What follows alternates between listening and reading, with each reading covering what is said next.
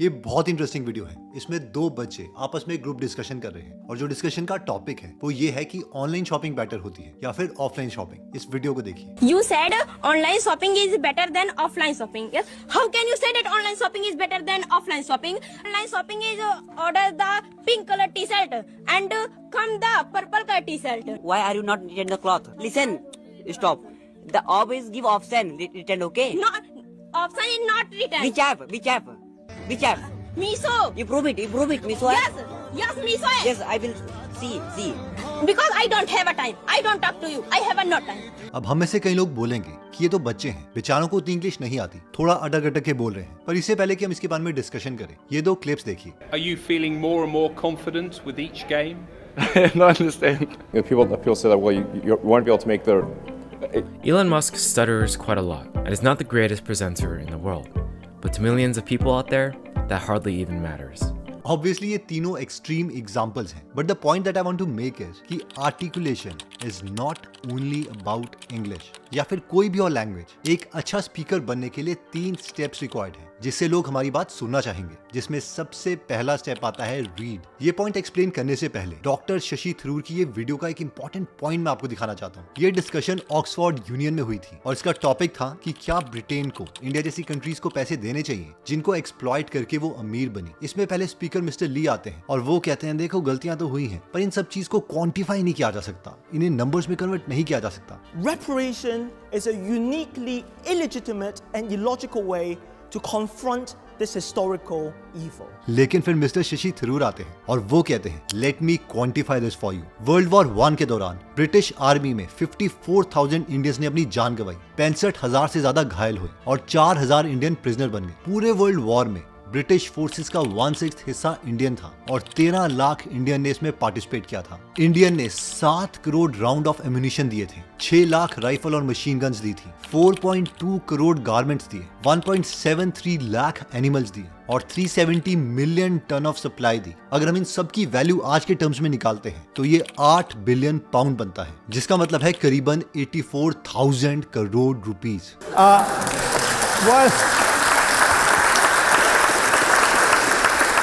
अब इस पूरी टॉक को हम 3 टुकड़ों में ब्रेक कर सकते हैं। सबसे पहला पॉइंट है डेटा प्लस स्टोरी। इसके लिए ये केस स्टडी सुनिए। चैट होम्स एक प्रॉपर्टी डीलर के साथ काम करते थे। इन प्रॉपर्टी डीलर्स की टीम इतनी बड़ी थी कि हर हफ्ते वो 700 घर कंप्लीट कर पा रहे थे। इन प्रॉपर्टी डीलर्स ने एक नया प्रोजेक्ट बनाया था ताकि मैक्सिको के जो छोटे छोटे घरों में लोग रह रहे हैं, जहाँ पर 3 जनरेशन एक साथ 700 स्क्वायर फीट के घर में है, उन्हें ये नया प्रोजेक्ट बेचा जा सके। लेकिन ये लोग नया घर खरीदने के लिए तैयार नहीं थे। इसके बाद जब चैट होम्स को इसकी मार्केटिंग के लिए बुलाया गया तो उन्होंने सबसे पहला काम किया डेटा कलेक्शन। उन्होंने देखा कि अगर छोटे घर में ओवर क्राउडेडली लोग रहते हैं तो उससे क्या क्या इम्पैक्ट पड़ सकता है। हजारों रिसर्च पेपर्स पढ़ने के बाद उन्हें ये पॉइंट्स मिले। डेटा नंबर 1, एक क्राउडेड घर में एक छोटे बच्चे की डेथ की प्रोबेबिलिटी 4 गुना ज्यादा है एज कम्पेयर टू एक नॉन क्राउडेड घर में। लड़के जो क्राउडेड घर में पैदा होते हैं उनके फेलियर के चांसेस 2 गुना है उन लड़कों के कंपैरेटिवली जो क्राउडेड घर में पैदा नहीं होते। लड़कियां जो क्राउडेड घरों में पैदा होती हैं वो आगे चलकर बहुत ही कम इंडिपेंडेंट हो पाती है। एक बार जब इनको ये सारे डेटा पॉइंट्स मिल गए तो उन्होंने इन प्रॉपर्टी डीलर की मार्केटिंग चेंज कर दी। पहले ये प्रॉपर्टी डीलर्स कुछ इस तरीके से मार्केटिंग करते थे, हमने ये नया लश ग्रीन प्रोजेक्ट बनाया है और इसे आप खरीद सकते हैं सस्ते प्राइस पर। लेकिन चैट होम ने मैसेजिंग कुछ इस तरीके से की। क्या आपको पता है कि अगर आपके पास छोटा बच्चा है और आप एक क्राउडेड जगह में रह रहे हैं तो उसके डेथ के चांसेस 400% ज्यादा है? या फिर आपको पता है कि क्राउडेड घर में रहने की वजह से आपके बच्चे के फेलियर के चांसेस 2 गुना ज्यादा हैं? और इस तरह से उन्होंने एक पॉइंट को स्टैक किया। क्या आप अपने फैमिली में डेथ होने के चांसेस को कम करना चाहते हैं? अगर हाँ तो आपको एक घर चाहिए और हमारे पास एक अफोर्डेबल घर है जो इन सब चांसेस को कम कर सकता है। अब इस एड को चलाने से पहले इन प्रोजेक्ट वालों को हफ्ते में सिर्फ 7 फोन कॉल्स आई थी, लेकिन इस एड को चलाने के 1 हफ्ते के बाद इनको 2300 कॉल्स आई। इसलिए जब भी हम बोलते हैं उसमें सबसे पहले मैटर करता है कि कंटेंट क्या है rather than style of speaking. इसके लिए 2 और एग्जांपल्स हम लेते हैं। मान लीजिए 2 टीचर हैं, दोनों को एग्जैक्टली सेम चीज पता है लेकिन एक स्टोरी बनाने में बहुत अच्छा है। पहला टीचर आपके पास आता है, ओके स्टूडेंट्स, तो आज हम टाइप 1 और टाइप 2 डायबिटीज के बारे में पढ़ेंगे। देखो 2 टाइप की डायबिटीज होती है, टाइप 1 और टाइप 2। टाइप 1 डायबिटीज वो होती है जहाँ पर इंसुलिन बनता ही नहीं है और टाइप 2 डायबिटीज वो होती है जहाँ पर इंसुलिन प्रॉपर यूज नहीं हो पाता, जिसे हम इंसुलिन रेजिस्टेंस भी कहते हैं, ब्ला ब्ला ब्ला। अब हो सकता है कि बहुत अच्छे स्पीकर हो, बहुत अच्छी टोन हो, बहुत अच्छी इंग्लिश हो, लेकिन ये कभी भी वो स्पीकर नहीं बन पाएंगे जिन्हें लोग एक्चुअल में सुनना चाहते हैं। फिर आता है टीचर नंबर 2 और वो कहता है, देखो आज का टॉपिक है डायबिटीज, लेकिन आज मैं तुम्हें डायबिटीज के बारे में नहीं बताऊंगा, मैं तुम्हें एक स्टोरी बताऊंगा डेथ सेंटेंस के बारे में। देखो 1921 से 1922 के अराउंड जिन बच्चों को भी डायबिटीज हो जाती थी उनके पास बचने का कोई भी चांस नहीं होता था। उस टाइम सिर्फ एक ही तरीका लोगों को पता था और वो था कि आप फास्टिंग में चले जाओ, यानी बिल्कुल भी मत खाओ, यानी अपनी बॉडी को वीक करते रहो, जिसकी वजह से डायबिटीज होने के बाद मैक्सिमम कोई भी बच्चा 2 या 3 महीने ही जी पाता था। लेकिन फिर 2 इंसान आए, फ्रेडरिक बैंटिंग और चार्ल्स बेस्ट। उन्होंने एक रिस्की आइडिया पर काम किया। उन्होंने सोचा कि क्या हम इंसुलिन किसी और की बॉडी से उठाकर एक डायबिटिक पेशेंट को दे सकते हैं, और उन्होंने एग्जैक्टली यही किया। सोचो उन्होंने क्या किया। उन्होंने सबसे पहले कुत्तों पर एक्सपेरिमेंट किया, एक डॉग को डायबिटिक बनाया और उसके पैनक्रियास से इंसुलिन को एक्सट्रैक्ट किया और वो उस बच्चे को लगा दिया, जिसकी वजह से वो बच्चा बच गया। और उस वक्त पर इंसानों को पता चला कि अब ये डायबिटीज एक डेथ सेंटेंस नहीं है, बल्कि ये मैनेजेबल डिजीज है। तो क्या तुम एग्जैक्टली जानना चाहते हो कि इन लोगों ने इंसुलिन कैसे बनाया और आज हम इंसुलिन कैसे बनाते हैं? अभी जो सेकंड स्टोरी है वो एक अमेजिंग स्टोरी है। इसके बाद जो बच्चे हैं वो इसे सुनना चाहेंगे, इंसुलिन के बारे में जानना चाहेंगे। हो सकता है ये दोनों प्रोफेसर एग्जैक्टली सेम नॉलेज रखते हो, दोनों के पास डेटा पॉइंट्स हैं, लेकिन इनके पास डेटा पॉइंट्स के साथ साथ वो स्टोरी टेलिंग टेक्निक है जिससे लोग इनको सुनना चाहेंगे, बेशक इन्हें अंग्रेजी भी ना आती हो। एक और 2 प्रोफेसर की स्टोरी हम सुनते हैं। इमेजिन कीजिए आपके पास एक प्रोफेसर आते हैं, वो आपको बायोलॉजी पढ़ा रहे हैं और वो बोलते हैं, ओके सब अपनी नोटबुक खोलो, आज हम माइक्रो ऑर्गेनिज्म के बारे में पढ़ेंगे। माइक्रो ऑर्गेनिज्म ऐसे जीव हैं जो हमें आंखों से दिखाई नहीं देते, जैसे कि बैक्टीरिया, फंजाई, प्रोटोजोआ, एल्गी जैसे ऑर्गेनिज्म। अब ये बोरिंग हो रहा है, ये क्या है, हम इसको रियल लाइफ के साथ कनेक्ट नहीं कर पा रहे। लेकिन फिर दूसरे टीचर आते हैं और वो बोलते हैं, सारे के सारे बैठ जाओ, अपनी कॉपी बंद कर लो, मैं तुम्हें आज एक कहानी के बारे में बताना चाहता हूँ। 1600 में एक इंसान था जिसका नाम था एंटनी वैन।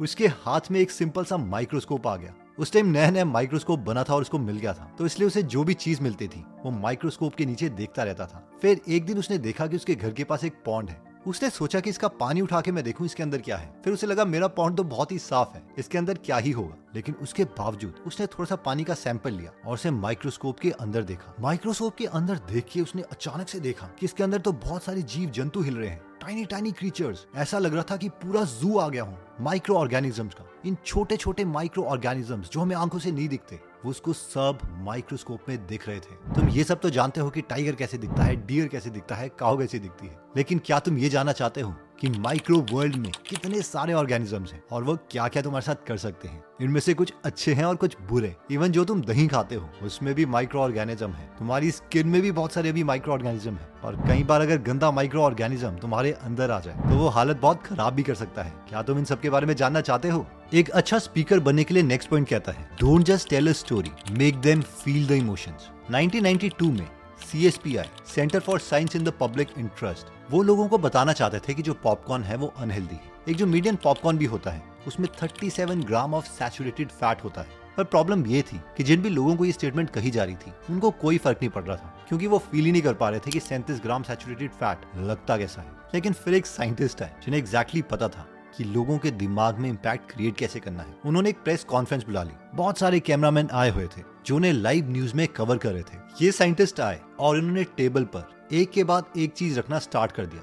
एक बड़ा मैकडोनल्ड का बिग मैक, एक बड़े लार्ज फ्राइज, अंडे और टोस्ट का नाश्ता और एक पूरा नॉनवेज थाली का डिनर। उसे देख के सारे रिपोर्टर्स को अजीब सा लगा कि ये क्या बताना चाह रहे हैं। उसके बाद ये साइंटिस्ट बैठे और उन्होंने ये नहीं कहा कि इसमें 37 ग्राम ऑफ सैचुरेटेड फैट है। उन्होंने एक मीडियम साइज का मूवी का पॉपकॉर्न साथ में रख दिया और कहा, देखो ये जो छोटा मूवी का पॉपकॉर्न है इसमें तुम्हारे हार्ट की आर्टरीज को क्लॉग करने वाला फैट है। अब तुम बोलोगे कितना फैट है? तो ये जो सारा सामान तुम्हें यहाँ पे दिख रहा है, बिग मैक, फ्राइज, ये पूरी थाली, एग और टोस्ट, इन सब के अंदर भी इतना सैचुरेटेड फैट नहीं है जितना कि इस पॉपकॉर्न में है, जिसकी वजह से तुम्हारे हार्ट की आर्टरीज रुक सकती है और तुम्हें हार्ट अटैक आ सकता है। अब ये मैसेजिंग बहुत रिलेटेबल थी और ये ओवरनाइट सेंसेशन बन गई। इसकी वजह से पॉपकॉर्न की सेल एकदम डिक्रीज हो गई और पूरे अमेरिका में उस वक्त हर पॉपकॉर्न वाले को अपना ऑयल चेंज करना पड़ा। इस केस स्टडी से हमारी लर्निंग साफ है कि अपनी स्टोरी को हमें और ज्यादा इमोशनल और रिलेटेबल बनाना पड़ेगा। इमोशनल मतलब कि लोग उसे एक्चुअल में फील कर पाए, जैसे कि इन साइंटिस्ट ने करा।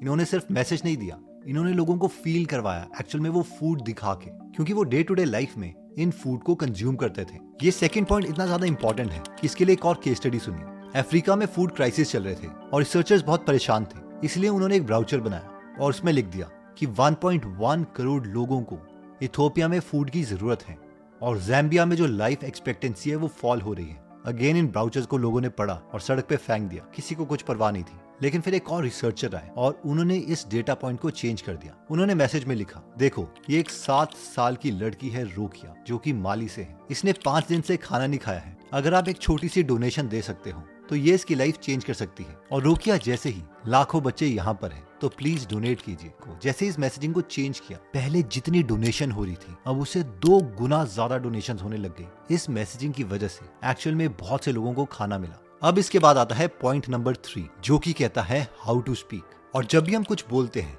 उसमें सिर्फ 3 ही चीजें आती हैं। पहला, हमारी आवाज लाउड और क्लियर होनी चाहिए, यानी हम इतनी जोर से बोलें कि दूसरे को सुनाई तो दें, तभी हम उसके दिमाग में एक इम्पैक्ट क्रिएट कर पाएंगे। और ऑब्वियसली ये वर्ड क्लियरली उसे सुनाई देना चाहिए, क्योंकि हर वर्ड हमारे लिसनर के दिमाग में एक इमेज क्रिएट करता है और ये बार बार प्रैक्टिस करने से आ जाता है। लेकिन इसके बाद आते हैं 2 इंपॉर्टेंट चीजें, और वो है एम्फेसिस पॉज और क्वेश्चन पॉज। यानी अपना सेंटेंस बोलते बोलते हम एक वर्ड पे पॉज करेंगे, ताकि हम अपने लिसनर को ये बता पाए कि इस वर्ड पे तुम फोकस करो। और दूसरा पॉज है क्वेश्चन पॉज, यानी एक क्वेश्चन पूछने के बाद हम पॉज करते हैं ताकि लिसनर को ये पता चले कि अब उसकी बारी है बोलने की। आइए हम इन दोनों का एग्जाम्पल लेते हैं। ओके, तो पहला पॉज है किसी वर्ड को एम्फसाइज करना। फॉर एग्जाम्पल, तुझे पता है साहिल ने मुझसे 4 लाख रुपए उधार लिए। अगर आप इसमें नोटिस करेंगे तो मैंने कहा है तुझे पता है कि साहिल ने मुझसे, then there is a pause.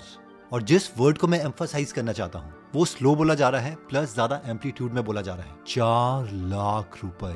Second आता है क्वेश्चन पॉज। तुझे पता है ना इसमें रिस्क है। अगर आप नोटिस करोगे इस सेंटेंस में, तुझे पता है ना इसमें रिस्क है, मैंने क्या वर्ड का यूज नहीं किया, लेकिन इसके बावजूद जो ये सेंटेंस था, पॉज की वजह से वो क्वेश्चन लग रहा है। और अगर ये पॉज लंबा हुआ तो दूसरे इंसान को पता है कि अब उसे रिस्पॉन्ड करना है। और सिर्फ ये 2 चीजें यूज करके हम अपनी स्पीकिंग स्टाइल को इम्प्रूव कर सकते हैं। तो एक बार पूरी वीडियो में आपके लिए समराइज कर देता हूँ। हमने इस वीडियो में 3 कॉन्सेप्ट्स पढ़े, जिसमें कॉन्सेप्ट 1 था यूज स्टोरीज, जिसमें हमने चैट होम्स का एग्जाम्पल देखा था कि मैक्सिको का एक बिजनेस था जिनके घर नहीं बिक रहे थे, लेकिन फिर चैट होम्स आए। उन्होंने 1 डेटा कलेक्ट किया जो कि कॉन्ट्रेरियन था, कुछ ऐसा जो हमने नहीं सुना हुआ, और उसके बाद उसे स्टोरी में कन्वर्ट कर दिया, जिसकी वजह से घर बिकने लग गए। इसके बाद हमने प्रोफेसर्स के भी एग्जाम्पल दिए थे कि एक प्रोफेसर आता है, वो आपको टाइप 1 टाइप 2 डायबिटीज के बारे में बताता है, लेकिन दूसरा कहानी की वजह से आपकी क्यूरियोसिटी को इंक्रीज कर देता है। सेकंड कॉन्सेप्ट था कि अगर हमारी स्टोरी में डेटा है तो उसे और ज्यादा रिलेटेबल बनाओ, उसे लोगों को फील करवाओ। जिसमें हमने एग्जांपल लिया था कि ये कहने के बजाय कि एक पॉपकॉर्न में इस तेल की वजह से 37 ग्राम ऑफ सैचुरेटेड फैट है, उन साइंटिस्ट ने लोगों को विजुअलाइज करवाया एक साथ इतना ज्यादा खाना दिखा के। और फिर ये नहीं बोला कि इसमें फैट है, उन्होंने कहा कि इसमें तुम्हें हार्ट अटैक देने वाला फैट है, जो कि पर्सनलाइज कर दिया। और फाइनली हमने 2 पॉजेस के बारे में बात करी। एम्फेसिस पॉज, यानी जिस वर्ड में हम एम्फेसिस करने वाले हैं उसे जस्ट पहले छोटा सा पॉज लो और उस वर्ड को थोड़ा स्लो और जोर से बोलो compare to other words in the sentence. और नेक्स्ट था क्वेश्चन पॉज, कि अगर आप एक सेंटेंस के बाद एक लंबा पॉज लेते हैं तो दूसरे को लगेगा अब उसे रिस्पॉन्ड करने की जरूरत है। और हाँ, जो फर्स्ट स्टेप है जब हम स्टोरी बनाते हैं उसमें हमें डेटा की जरूरत पड़ती है। तो अगर आप इन्वेस्टमेंट के बारे में अपने माइंड में डेटा लाना चाहते हैं तो आप उसके लिए एक शुभम का फ्री फंडामेंटल कोर्स कर सकते हैं। तो जिन्हें नहीं पता, शुभम एक एक्स अमेजॉन एक्स एडोबी है जो कि 29 की एज में फाइनेंशियली फ्री हो गए थे। तो 5 दिन तक ये कोर्स चलता है जो कि एब्सोल्युटली फ्री ऑफ कॉस्ट है। और अगर आप बाकी डोमेन्स में अपनी नॉलेज बढ़ाना चाहते हैं तो उसके लिए गूगल ऐप डाउनलोड कर सकते हैं, जहाँ पर 2500 से ज्यादा बुक समरीज हिंदी और इंग्लिश में अवेलेबल है। और इसे 1.5 लाख से ज्यादा लोगों ने 4.8 स्टार की रेटिंग दी है। और इन दोनों के लिंक मैंने डिस्क्रिप्शन और फर्स्ट कमेंट में डाल दिए हैं। आई होप ये वीडियो आपको अच्छी लगी होगी। मिलते हैं नेक्स्ट वीडियो में। जय हिंद।